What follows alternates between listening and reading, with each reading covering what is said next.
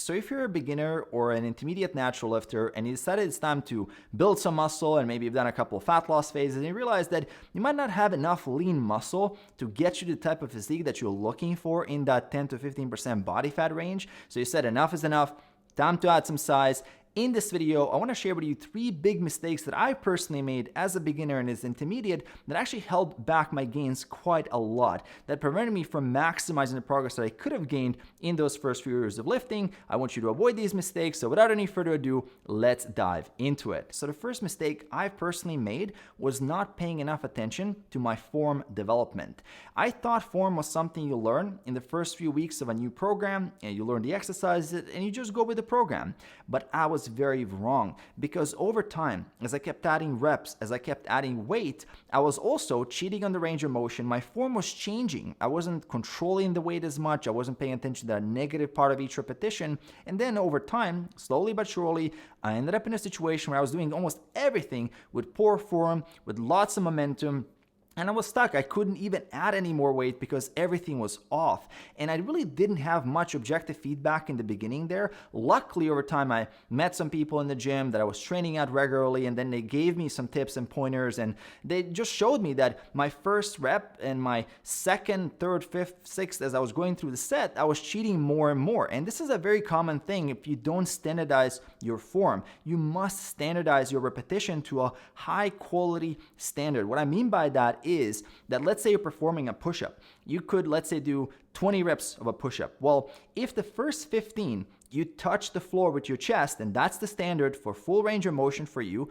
you then can maybe add another 5, but what if those 5 are further and further away from the floor? Now you started cheating on range of motion, so your progress it's not the same, and you're essentially rewarding yourself for those repetitions, but they're not done with proper form. So I would urge you to standardize and then try to maintain that form as much as possible. This is one of the hardest things to do as you're focused on progressive overload, because ego takes over. You love to see that weight on the bar. You're impressing yourself. You're beating the logbook, and everybody hates to see plateaus, but sometimes you really have to do a weight reset, go back a couple of steps, and really work on your form in order to be able to take a couple of steps forward. And that's just the process. That's just how this works.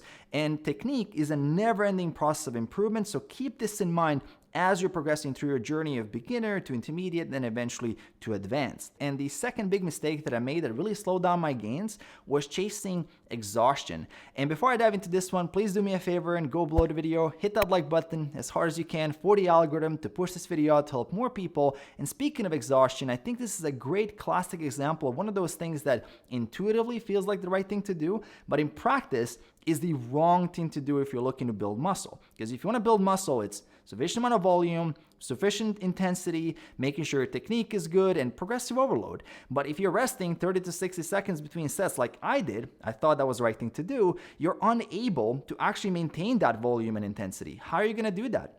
I remember between the sets of squats, I had to lower the weight. I couldn't even get half the reps sometimes that I would normally get in the first set because I was simply not resting enough. I was in that fatigued state. My technique was also suffering because of that. I couldn't maintain the same technique. So it can be really something that can cripple your progress quite a lot. It's okay to rest less. If we're talking about isolation movements like your bicep, your triceps, sure, that's fine. But compound lifts, you need to give yourself enough rest. I've noticed some serious gains just simply by resting more between the sets and treating the session like a strength training session instead of a cardio session when you're chasing that exhaustion, you're chasing that sweat and all that stuff. That's fine. But here, you're focused on progressive overload, numbers going up, making sure your technique is well. And for that, you do need to rest enough. And I promise you, you will start seeing some amazing new gains.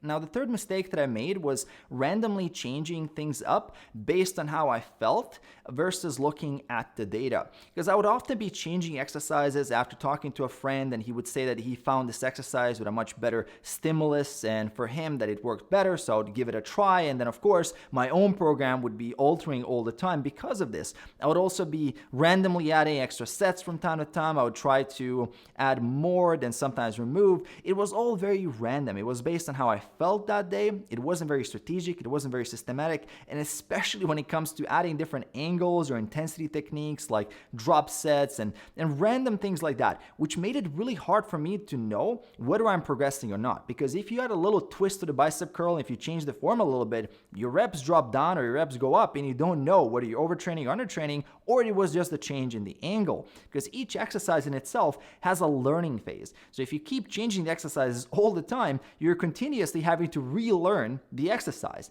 And until you learn the exercise, you aren't able to actually fully utilize the exercise for stimulating muscle growth. So there's a really strong argument here for sticking to a program and following through and mastering the movements that you have laid out in the program. Obviously, you have to make sure your program is good to begin with so you can commit to a good program, but there is a form of commitment that you have to have.